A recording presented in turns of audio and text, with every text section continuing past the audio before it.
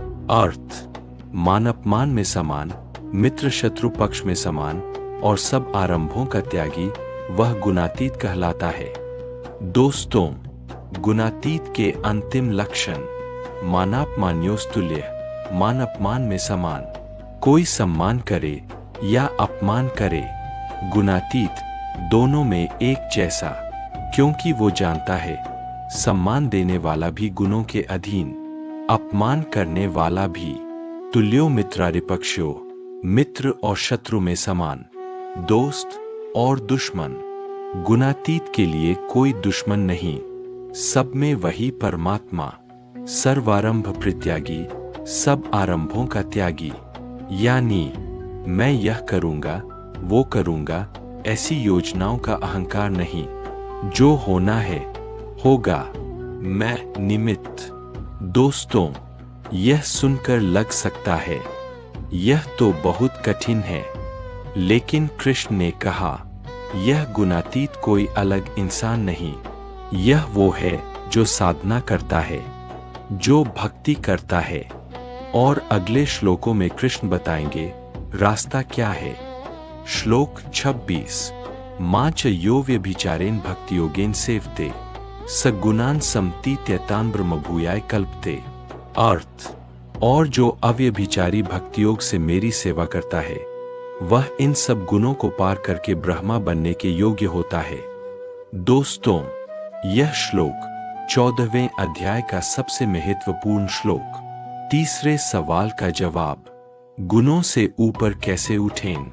अव्यभिचारेण भक्तियोगेन, अव्यभिचारी भक्तियोग से, अव्यभिचारी यानी कभी न डिगने वाली, एक लक्ष्य, एक प्रेम, एक भगवान, कोई और आकर्षण नहीं, बस मैं और मेरे कृष्ण।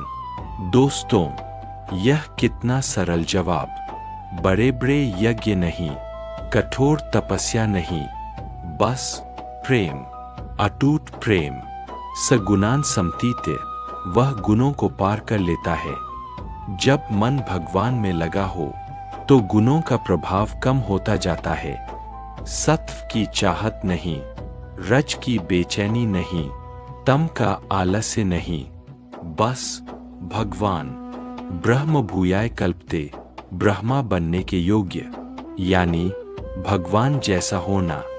दोस्तों, गुणातीत बनने का रास्ता लंबा नहीं, जटिल नहीं, बस मन भगवान में लगाइए, हर दिन थोड़ा थोड़ा। श्लोक 27, ब्रह्मणो हि प्रतिष्ठाममृतस्यावयवे च शाश्वतस्य च धर्मस्य सुखस्य कांतिकस्य च। अर्थ, क्योंकि मैं अमृत, अव्यय, शाश्वत धर्म और एकांतिक सुख वाले उस ब्रह्मा का भी आधार हूं। दोस्तों, यह श्लोक 14वें अध्याय का समापन, और कृष्ण ने अंत किया सबसे महान बात से, ब्रह्मणो हि प्रतिष्ठाहम्, मैं ब्रह्मा का भी आधार हूं। यानी ब्रह्मा निराकार परम सत्य, उसका भी आधार कृष्ण है। जो निराकार ब्रह्मा की उपासना करते हैं वो भी अंततः कृष्ण तक पहुंचते हैं। 4 विशेषण बताए। अमृत से, अमृत का, जो कभी मरता नहीं, उसका आधार मैं। अव्यय से, अव्यय का, जो कभी घटता बढ़ता नहीं, उसका आधार मैं। शाश्वत से, धर्म से, शाश्वत धर्म का, जो सदा से है, सदा रहेगा, उस सत्य का आधार मैं। सुख से, एकांतिका से, एकांतिक सुख का, वह सुख जो कभी खत्म नहीं होता, उसका आधार मैं। दोस्तों, कृष्ण कह रहे हैं, अमृत, अव्यय, शाश्वत धर्म, सच्चा सुख, यह सब मुझसे है। मुझे जानो, सब मिल जाएगा। मुझसे जुड़ो, सब मिल जाएगा। यही इस अध्याय का संदेश, यही गीता का संदेश। दोस्तों, आज हमने पूरा किया 14वां अध्याय, गुणत्रय विभाग योग। इस अध्याय में हमने सीखा 3 गुण, सत्व, रज, तम, हमें बांधते हैं। सत्व सुख और ज्ञान में, रज कर्म में, तम प्रमाद में। मृत्यु के समय का गुण अगली गति तय करता है। गुणातीत के लक्षण, सुख दुख, मान अपमान, मित्र शत्रु, निंदा प्रशंसा, सब में समान।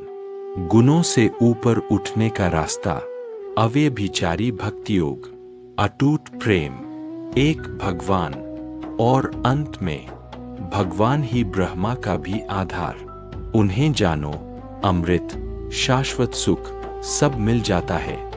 दोस्तों, आज से एक संकल्प करें, चाहे जो भी हो, खुशी हो, दुख हो, तारीफ हो, निंदा हो, मन में एक बात याद रखें, यह गुणों का खेल है। असली मैं, आत्मा, इससे परे हूं, और मेरे कृष्ण इन सब के भी परे। यह याद रहे तो कोई परिस्थिति आपको हिला नहीं सकती। अगले एपिसोड में हम शुरू करेंगे 15वां अध्याय, पुरुषोत्तम योग, जहां कृष्ण बताएंगे इस संसार का वो अद्भुत रूपक, उल्टे पेड़ की कहानी, और परम पुरुष कौन है। वो अध्याय, दोस्तों, बहुत रहस्यमय और बहुत सुंदर है। सब्सक्राइब करें, बेल बजाएं, और आज का यह एपिसोड अपने किसी प्रिय को शेयर करें। जय श्री कृष्ण ज्ञान यज्ञ।